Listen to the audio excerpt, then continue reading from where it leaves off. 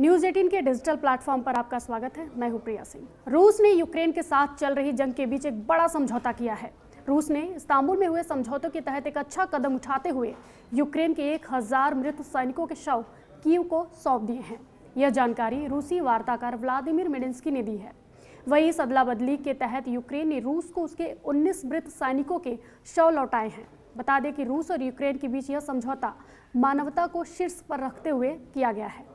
Medinsky के अनुसार यह प्रक्रिया दोनों देशों के बीच जारी सैन्य संघर्ष के बीच मानवीय संवेदनाओं को ध्यान में रखते हुए की गई। उन्होंने कहा, हम उम्मीद करते हैं कि ये सैनिक अब अपने देश की मिट्टी में सम्मानपूर्वक विश्राम कर सकेंगे।